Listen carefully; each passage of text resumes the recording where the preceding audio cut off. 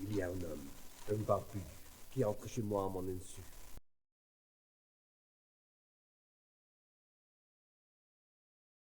Hey everybody, so it's night 2 of the Fortnight of Terror, and I got a little something I'd like you all to check out this Halloween season. I think you're really going to be into it.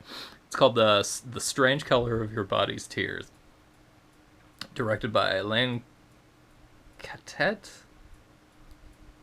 It's a French name, and my French pronunciation is shit.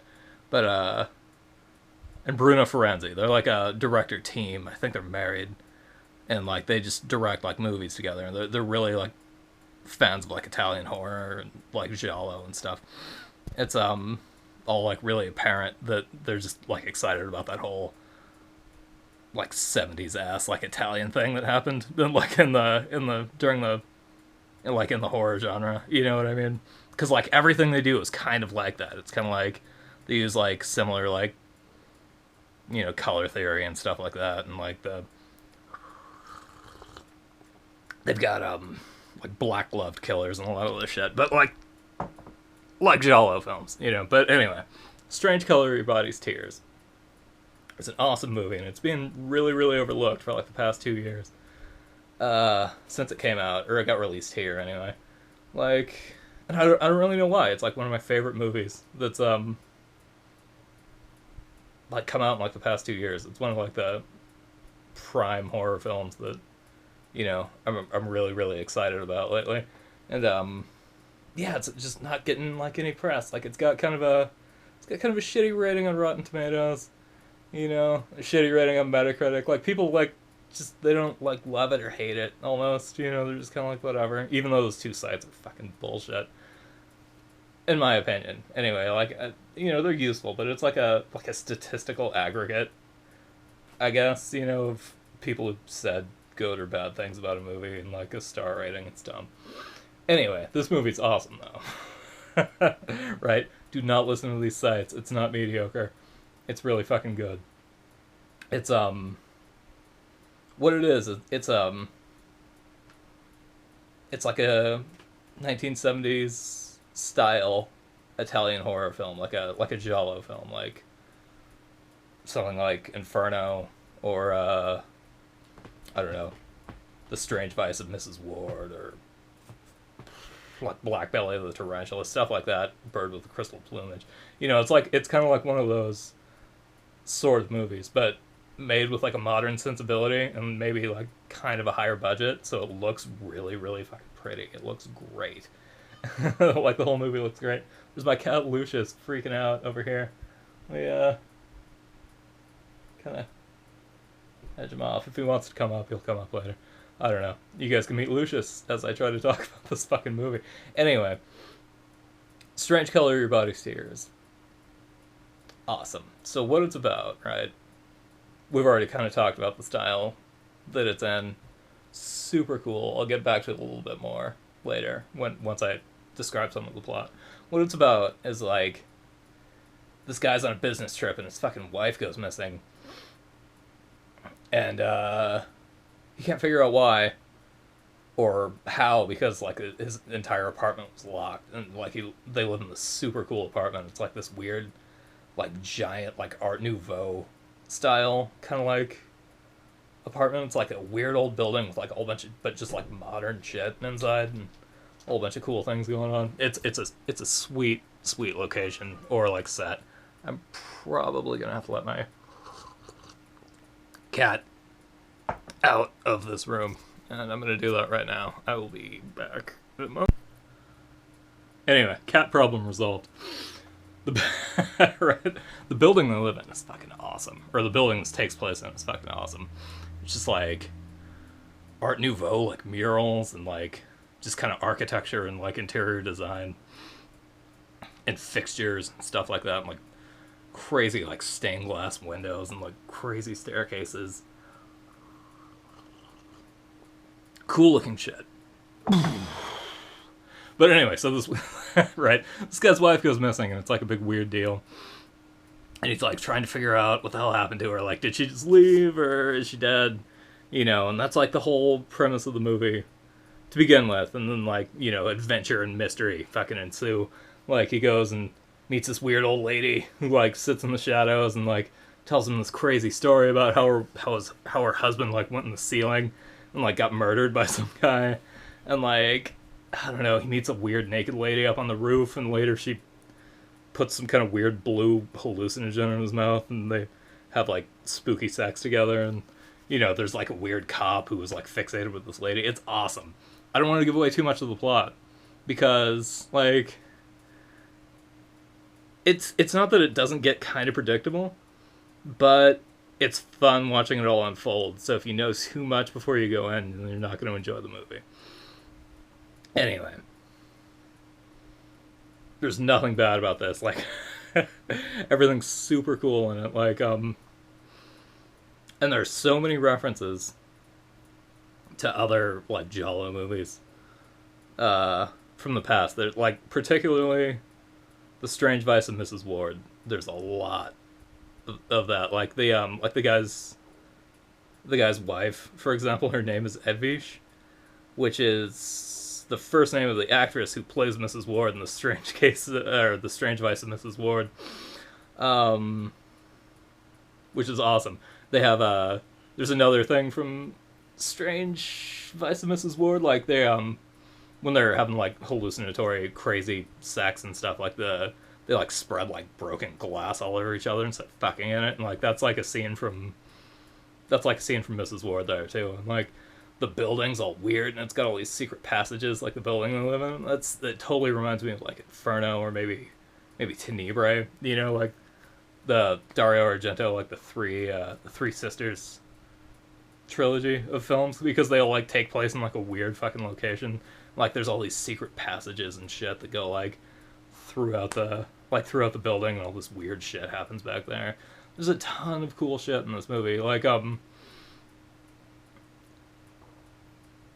even the editing is cool, because like editing in like the classic Giallo movies it can be like a little slow or whatever. Like, not that I don't like it, but for a modern audience, like people like kind of need quick cuts nowadays, and this has that. Like it's edited almost like a cinema do look kind of a thing, like kind of a Luc Besson almost like editing style. There's like a whole bunch of like editing to like close-ups and doing like just like they do like this weird thing with like still images, but they do it so it looks like it's moving, kind of reminded me of that movie 12 Monkeys is based on. La Jetée. It kind of reminded me of that, because like it's this lady like running around and she's having problems with like this killer that's fucking chasing her around. Classically Giallo'd out, like just leather coat, black gloves, fucking weird hat, and a knife and stuff, and she's like chasing her around and doing a whole bunch of crazy shit, and it's all this kind of like weird stop motion, like still frame kind of stuff. It looks awesome. The whole movie looks fucking incredible. It's edited in such a way that just like even the kind of like even the slower parts don't get boring, because it's like the full on it's cinema de look editing, I think. Anyway, I think personally that's what they're going for. Like even though it's a Giallo film, it's like it's that kind of editing though. It's very cool. It's a very cool style they're going for. Oh, a ton of weird colors, kind of like fucking like this is just the full on Mario Bava, like reds, greens, like crazy lights and gels, and like weird close ups of various stuff. Super cool. A lot of sexy women, and men, honestly, like a lot of just hot European people, like running around with all their stuff out. So if you like that, go for it. If you don't, you might want to stay away from this, honestly, because there's just like it's nudity palooza. There's a lot of like stuff going on. I think these guys, this Elaine and Bruno, they're down to get they're down to get sexy with their stuff. Like according to, you know, their other works. I've only seen like one of their other things. They have another movie which I can't fucking find anywhere. It's terrible. It's called Amer. Well, the movie's not terrible. It's probably awesome. Yeah, and I can't find it like anywhere. Like I can't I was trying to buy it from Amazon. They didn't have it. I can't stream it. Like I don't want to steal it. You know what I mean? I don't want to pirate it because like these people need their financial success because they're actually awesome. And I support these two directors like crazy, you know. So, like, but this one's impossible to find. So hopefully, maybe if like a lot of people watch the Strange Color, the Strange Color of Your Body's Tears, that Amer general release will come around. That'd be really nice. The other thing they did that I actually saw, was one of the vignettes from the ABCs of Death, the first ABCs of Death.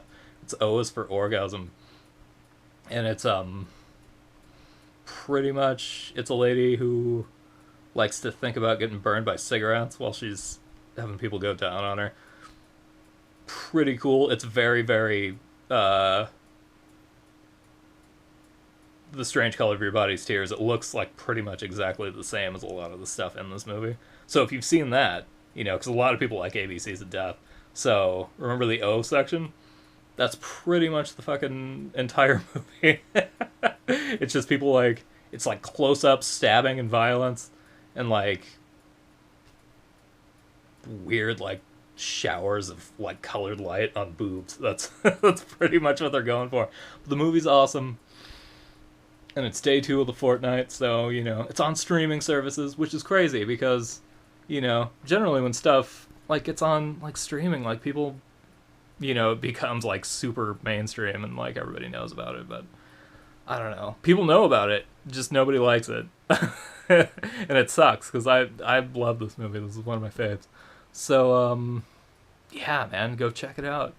You should, I absolutely recommend this. I recommend this for fans of, like, 1970s Italian horror style like movies, you know what I mean? Like aficionados of that stuff find a ton of references to other films and a ton of stuff that's just kind of like other films, you know, but it's not like quite, you know, because this is definitely a postmodern work, you know. It's like it fits into that, but it's not crass about it, you know what I mean? Like these people like definitely love that genre, like the directors and probably the people who worked on this film, like, you know, everybody else, you know, like they've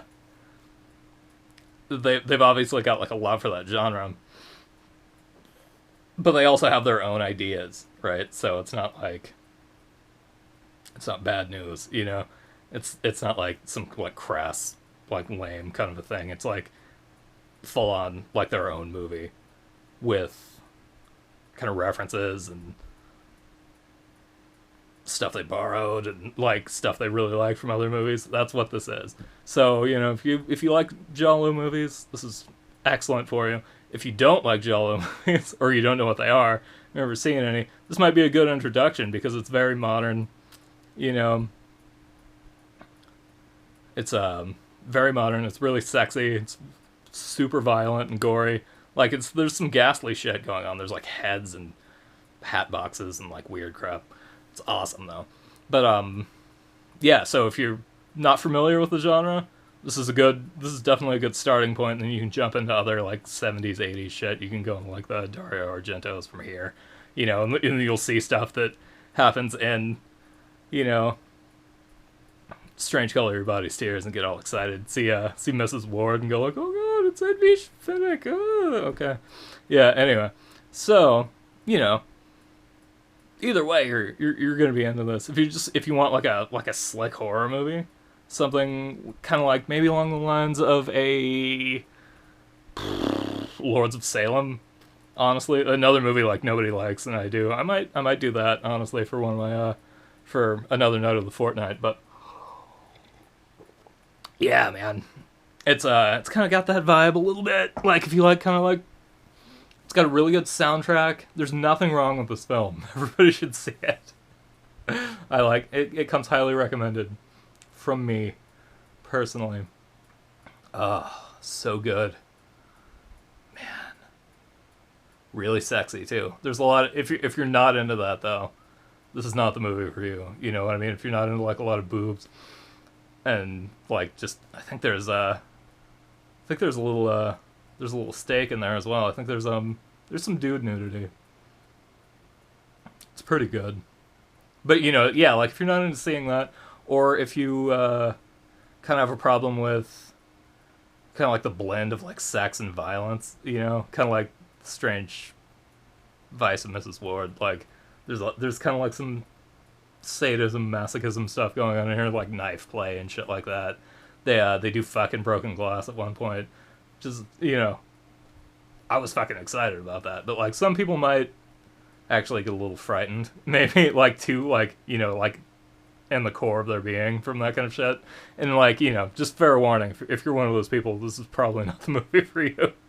But if not, you know, if you like to have a good... not if you like to have a good time. That's shitty of me. I'm sorry. But, like, you know, if you like that kind of shit, then this is definitely your kind of a movie. So, Strange Color of Your Body's Tears. Watch it. Definitely. On night 2 of this fortnight before Halloween. Get in the mood to get weird.